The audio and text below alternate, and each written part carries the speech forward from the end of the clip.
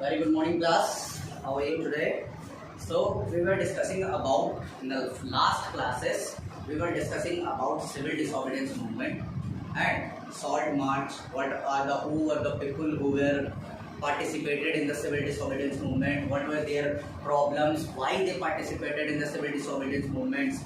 So one more topic that we were discussing and the class ended was the limits of civil disobedience movement. Civil disobedience was a good movement. ठीक है, बहुत अच्छा movement था ये civil disobedience. 1930 के around ये शुरू हुआ। ठीक है, ये 34 तक चला। सिविल डिसोबीडियंस के बाद भी बहुत सारी चीज़ें हुई।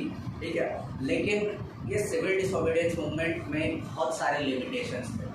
सबसे बड़ी बात ये थी कि जितने भी तरह के लोग थे जिन्होंने सिविल डिसोबीडियंस मूवमेंट में हिस्सा लिया था, उन सब के अलग अलग विचार थे। हर किसी की अलग अलग अपेक्षाएं थी। सिविल डिसोबीडियंस मूवमेंट में अगर कोई किसान है या फिर कोई अमीर किसान है या फिर कोई गरीब किसान है, दोनों के अलग अलग अपेक्षाएं थी। देश के अंदर ये सारी चीज़ें, जितने भी मूवमेंट्स चल रहे थे, वो गांधी जी लेके तो आते थे, लॉन्च तो करते थे, लेकिन लोगों की अपेक्षाएं हर मूवमेंट से अलग अलग तरह की होती थी। जैसे कि हम लोगों ने लिमिट्स ऑफ सिविल डिसोबीडियंस पढ़ना शुरू किया था। Let's recall that topic again. ठीक है, पढ़ते हैं इंपॉर्टेंट चीज़ें। ठीक है, उसके बाद फिर आगे बढ़ते हैं। Not all social groups were moved by the abstract concepts of Swaraj. सबसे पहला ही लाइन यही कहता है कि जितने भी सोशल ग्रुप्स थे समाज में, जितने भी ग्रुप्स थे हमारे यहाँ, ठीक है, तो स्वराज का असली मतलब वो लोग समझते ही नहीं। सबसे बड़ी बात ये थी, स्वराज आज़ादी है क्या, आखिर आज़ादी का मूल मतलब आखिर होता क्या है, ये समझने में ही लोगों को बहुत समय लगा। सबसे पहले तो one such group was the Nations untouchables. इसके बारे में मैंने लास्ट क्लास में उन लोगों से डिस्कस किया था बहुत अच्छे से।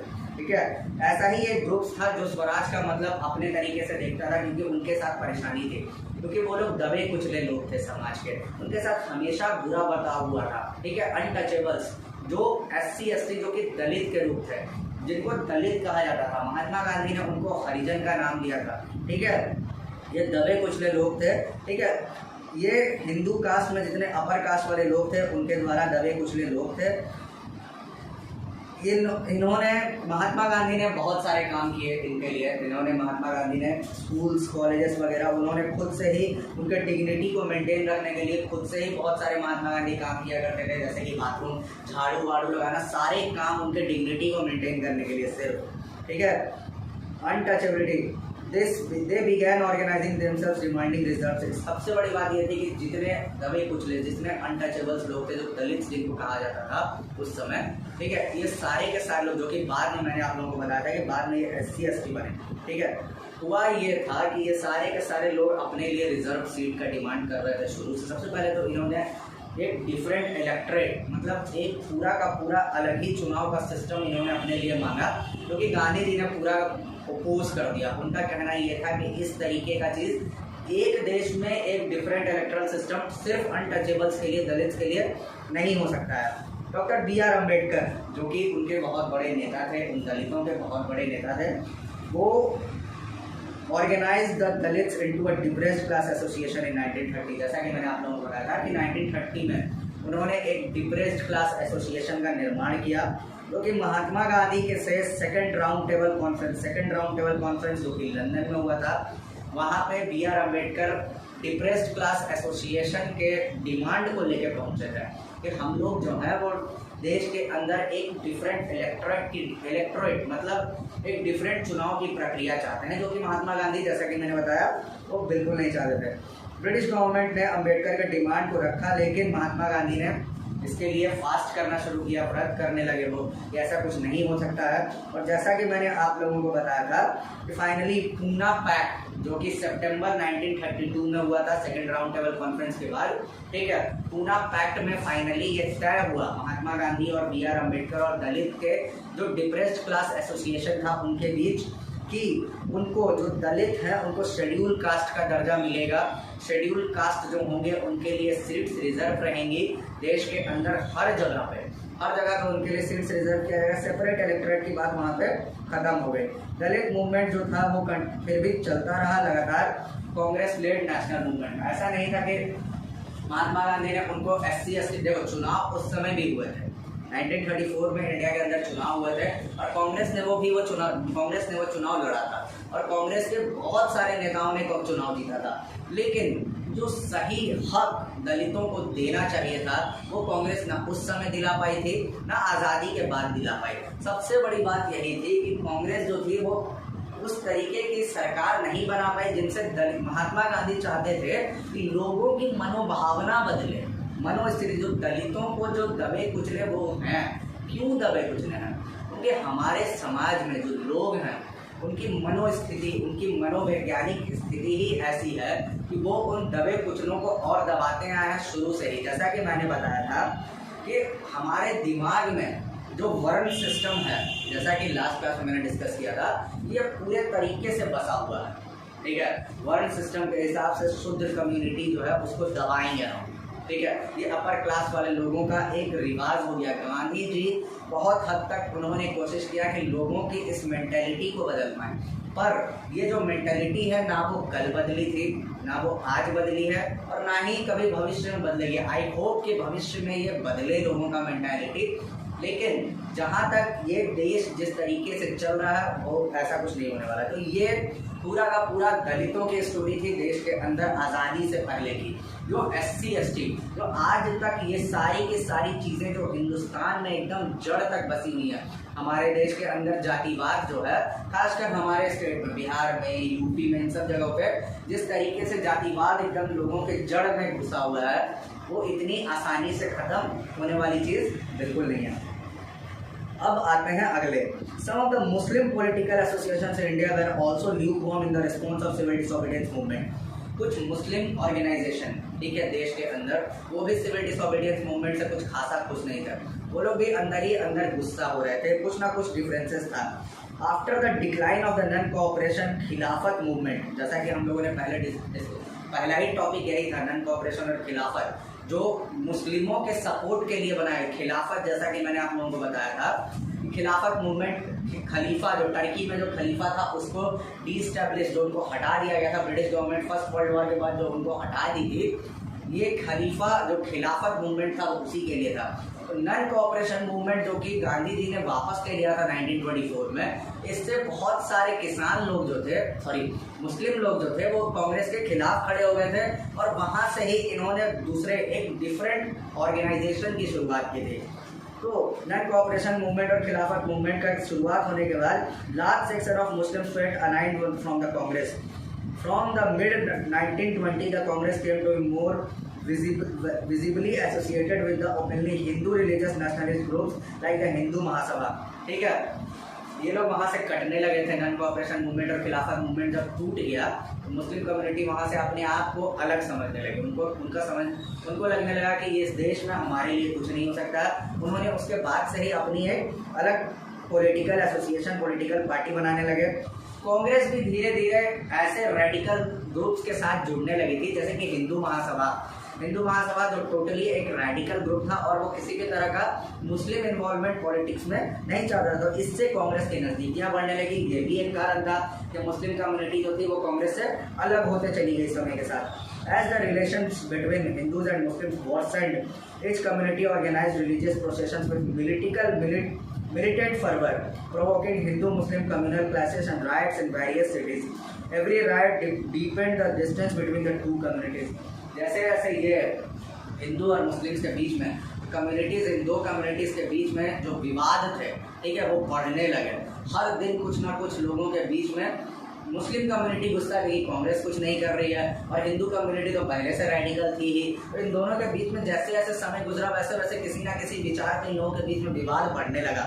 और विवाद जो था ये कम्युनिटी रिलीजियस प्रोसेशंस में ज़्यादा देखने को मिलता था। जैसे अगर मान लो किसी मुहर्रम का जुलूस निकलता है या फिर हमारे यहाँ दुर्गा पूजा है या कुछ भी है, गणेश चतुर्थी है, तो ये सारी चीज़ें खुल के अब सड़कों पे दिखने लगी और लोगों के अंदर जो एक दूसरे को देख के बर्दाश्त करने की क्षमता थी वो धीरे धीरे खत्म होने लगी और धीरे धीरे ये माहौल जो था वो राइट का रूप लेने लगा। जगह जगह पे देश के बहुत सारे शहरों में राइट्स वगैरह होने लगे, ठीक है। इससे इन दोनों बीच के जो कम्युनल जो आइडेंटिटी थी वो खराब होने लगी, झगड़ा होने लगा, ठीक है। दोनों कम्युनिटी के बीच में इतने झगड़े होने लगे कि हर जगह कुछ ना कुछ देखने को मिलता था, ठीक है।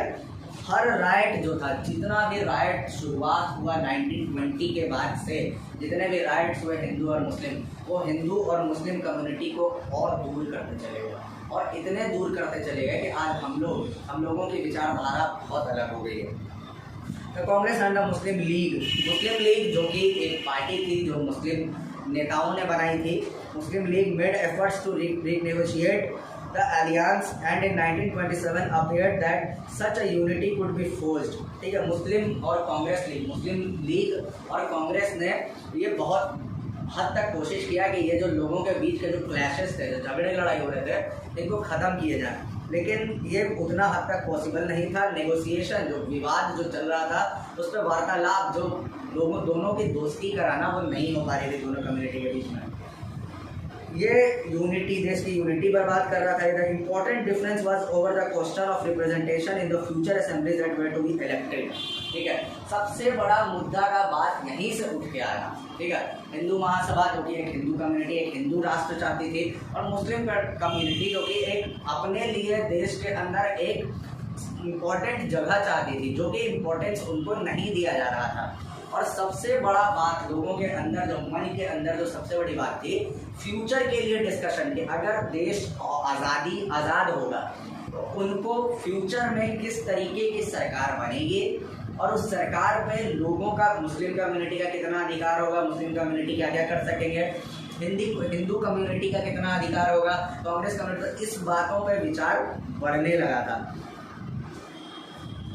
ठीक है, Mohammad Ali Jinnah, one of the leaders of the Muslim League, was willing to give up the demand of separate electorates if Muslim were assured reserve seats in the central assembly and representation in the proportional to population in the Muslim dominated province. Mohammad Ali Jinnah जो कि मुस्लिम league के सबसे बड़े नेता, ठीक है, महात्मा गांधी के बहुत अच्छे बचपन के दोस्त, इन्होंने देश के साथ मिलकर, उनका कहना ये था कि हम हिंदुस्तान में साथ मिलकर किसी तरह का कोई डिमांड बिना रखे हम हिंदुस्तान के साथ रहने को तब तैयार होंगे जब हमारे सेपरेट इलेक्टोरेट्स हमें दिए जाएंगे। मतलब हमारे लिए एक अलग से देश, सीधी सी बात है, एक अलग से पूरा का पूरा चुनाव का प्रक्रिया, इलेक्टोरेट्स का मतलब होता है चुनाव का प्रक्रिया, मतलब एक तरह से पूरा सिस्टम हमें अलग दे दीजिए। ठीक है, और मुस्लिम्स को रिजर्व सीट्स अगर दिए जाएं सेंट्रल असेंबली में, जैसा कि SC/ST के लिए था, और प्रोविंसेस में, प्रोविंसेस का मतलब जो स्टेट्स वगैरह जो बन रहे थे उस समय आज़ादी से पहले, ठीक है, उनको प्रोविंस कहा जाता था। ठीक है, तो उन प्रोविंसेस में हमें सीट्स मिले, और मुस्लिम बहुल स्टेट्स में, जैसे कि बंगाल था, पंजाब था, ये दो जो स्टेट था, ये मुस्लिम बहुल इलाका था, तो यहाँ पे हम लोगों को रिजर्व सीट चाहिए ही चाहिए। Negotiations over the question of representation continued, but all hope resolving the issue at the All Parties Conference in 1928 disappeared when M.R. Jacker of the Hindu Mahasabha strongly opposed the efforts of compromise। ये compromise हो ही रहा था, ठीक है, ये compromise हो भी जाता, लेकिन negotiation तब खत्म हो गया जब ऑल पार्टी कॉन्फ्रेंस एक हुई थी 1928 में। जितनी भी पॉलिटिकल पार्टीज थी वो बैठी और एक ऑल पार्टी कॉन्फ्रेंस हुआ, लेकिन M.R. जैकर जो कि हिंदू महासभा के एक बहुत बड़े नेता थे, उन्होंने स्ट्रांगली अपोज कर दिया कि इस तरह का सेपरेट इलेक्टोरेट्स और रिजर्वेशन मुस्लिम्स के लिए देश में हम लोग अलाउ नहीं करेंगे। उनका कहना ये था कि मुस्लिम कम्युनिटी जो है वो उस तरीके से नहीं है देश में कि उनके लिए सेपरेट इलेक्टोरेट्स का अलाउ किया जाए। उन्होंने ये पूरे तरीके से ये मना कर दिया कि ये नहीं हो सकता है। When the civil disobedience movement started, there was thus an atmosphere of suspicion and distrust between the communities। और इसी वजह से जब सिविल डिसोबीडियंस मूवमेंट जब देश के अंदर शुरू हुआ तो कम्युनिटीज, डिफरेंट कम्युनिटीज के बीच में अविश्वास हो चुका था। ठीक है, इस समय तक अब कम्युनिटीज एक दूसरे पर भरोसा करना बंद कर चुके थे। जिस तरह का विश्वास नॉन कोऑपरेशन मूवमेंट और खिलाफत आंदोलन के समय में जो जगाया गया था देश के अंदर, वो अब लोगों के बीच में नहीं था, ये खत्म हो चुका था। Alienated from the Congress, large section of Muslims could not respond to the call of united struggle। और अपने आप को कांग्रेस से अलग समझ कर, पाकर, सीधी सी बात है भाई, कांग्रेस ने जब उनके डिमांड्स को सुना ही नहीं तो अपने आप को कांग्रेस से अलग ही समझेंगे। तो अपने आप को कांग्रेस से अलग समझकर जब एक पूरा मास स्ट्रगल, एक ऐसे कांग्रेस ने जब बुलाया, कांग्रेस देश के मुस्लिम नेताओं को एक यूनाइटेड स्ट्रगल के लिए, मतलब एक साथ मिलकर संघर्ष करने के लिए, तो बहुत सारे मुस्लिम नेताओं ने इसका साथ नहीं दिया था। Many Muslim leaders and intellectuals expressed their concern about the status of Muslims as a minority within India। और बहुत सारे पढ़े लिखे जो लीडर्स हैं जिनको इंटेलेक्चुअल्स कहा जाता था, उन्होंने अपनी चिंताएं व्यक्त की कि देश में जो कि हिंदू बहुल इलाका है इंडिया, वहाँ पर मुस्लिमों की स्थिति आज़ादी के बाद या आने वाले समय में किस तरह रहेगी।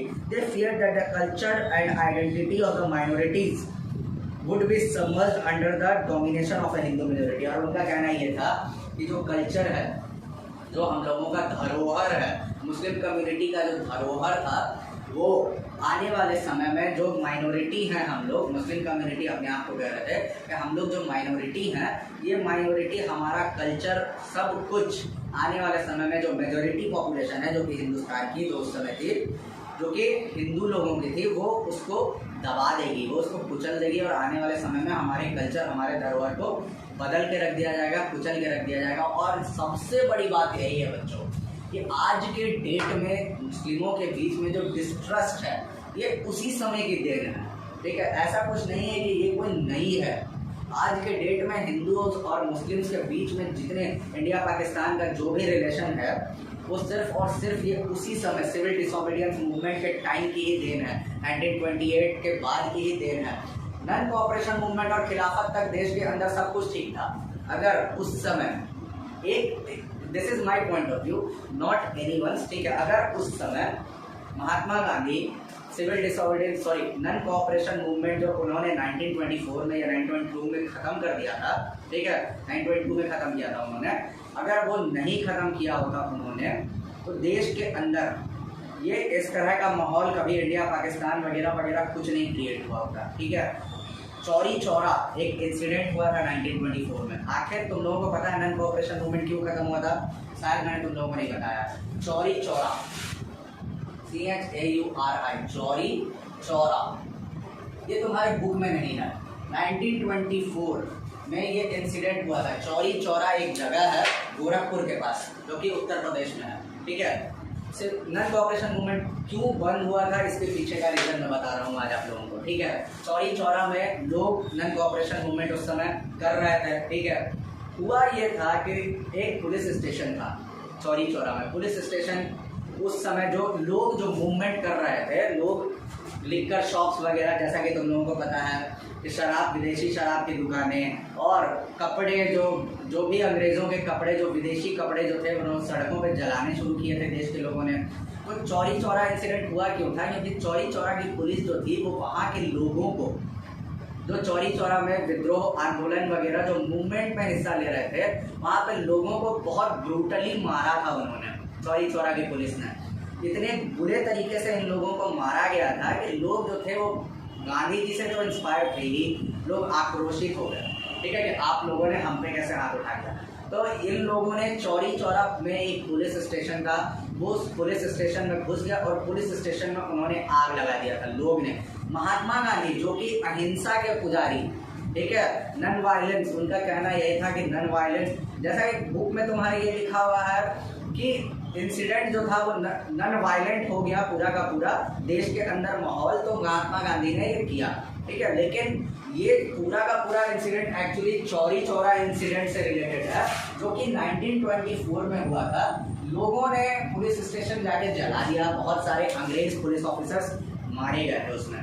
गांधी जी को इस बात का बहुत बड़ा सदमा लगा और गांधी जी ने नन कोऑपरेशन मूवमेंट वापस ले लिया। उस पर बहुत ज़्यादा दबाव भी बनाया जा रहा था कि एक कम्युनिटी के लिए हम लोग खिलाफत आंदोलन शुरू किया हम लोगों ने, और ये इतना बड़ा रूप ले लिया। मेरा मानना बस इतना सा है कि अगर 1922 में महात्मा गांधी ने, अगर 1924 में अगर महात्मा गांधी ने अगर नन कोऑपरेशन मूवमेंट वापस नहीं लिया होता, तो हमारे और मुस्लिम, हमारे देश के अंदर ये जो डिस्पर्सल है, ठीक है, हिंदू कम्युनिटी और मुस्लिम कम्युनिटी के बीच में जो डिस्ट्रस्ट है, लोग एक दूसरे पे विश्वास नहीं करते हैं, ये नहीं उभर गया था। ये उस समय लोगों को ये चीज़ समझ में आती, ठीक है, कि ये हमारा देश है मुस्लिम कंट्रीज़ को, और यहाँ के लोग जो हैं ये हमारे हैं। ठीक है, ये लोग हमारे प्रॉब्लम्स को सपोर्ट कर रहे हैं, तो ये इतना बड़ा मुद्दा ही नहीं बनता देश के अंदर। मुस्लिम कम्युनिटी के अलग होने का बहुत बड़ा हिस्सा था ये नन कोऑपरेशन मूवमेंट वापस ले लेना। ठीक है, तो ये था पूरा का पूरा जो पॉइंट, जो मुद्दा civil disobedience, non cooperation, I hope आप लोगों को हर वो चीज़ समझ में आई हो यहाँ तक, ठीक है। यहाँ तक कैसे देश के अंदर लोग बंटे हुए थे ये हम लोगों ने बताया, पढ़ा। नेक्स्ट क्लास में हम लोग शुरू करेंगे, जो टॉपिक है वो हम लोगों का the sense of collective belonging, ठीक है। एक साथ मिलके किस तरीके से लोगों को समझदारी हुई कि हम लोगों को एक साथ मिलके चलना है।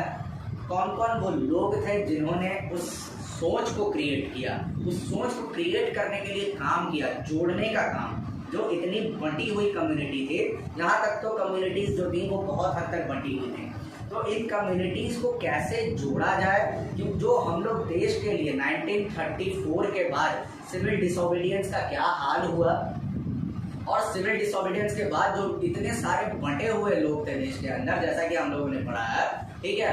तो ये बटे हुए लोगों को जोड़ने का काम किस तरीके से हुआ, यही है the sense of collective belonging, जो कि हम लोग नेक्स्ट क्लास में पढ़ेंगे। आई होप आप लोगों को यहाँ तक जो भी पढ़ाया गया है बुक का, यहाँ तक टॉपिक आप लोगों को बहुत अच्छे से समझ में आया हो।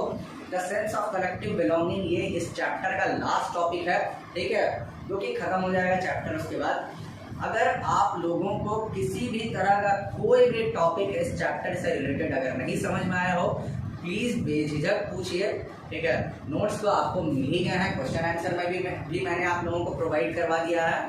तो लेकिन वीडियो अगर आप पूरा नहीं देखेंगे बच्चों, तो आपको कुछ नहीं समझ में आएगा। प्लीज़ पूरा वीडियो देखें, ठीक है। मैं आपको जब व्हाट्सएप पे भेजता हूँ उस समय मैं कैप्शन के साथ लिख के भेजता हूँ, रीड की वॉच द फुल वीडियो। अगर आप पूरा वीडियो नहीं देखेंगे तो आपको इस चैप्टर से बहुत सारी चीज़ें छूटते हुए नजर आएंगी। सो आई होप आप लोगों को यहाँ तक समझ में आया हो। नेक्स्ट क्लास में हम लोग इसके बाद के टॉपिक्स पढ़ेंगे और किस तरीके से क्या क्या चीज़ें हुई वो हम लोग जानेंगे। कोई class, thank you so much. अच्छे से रहिए, ठीक से अपना सब कुछ खाते पीते रहिए, ठीक है, बढ़िया। कोविड का समय जैसा चल रहा है, वैक्सीन ले लीजिए। अगर आप वैक्सीन ले सकते हैं, जो भी लोग हैं उनको प्रेरित कीजिए कि वैक्सीन ले सकें वो लोग। आप तो अभी 18 साल के नहीं हुए हैं, ठीक है, वैक्सीन लेना बहुत ज़रूरी है। Okay class, thank you so much.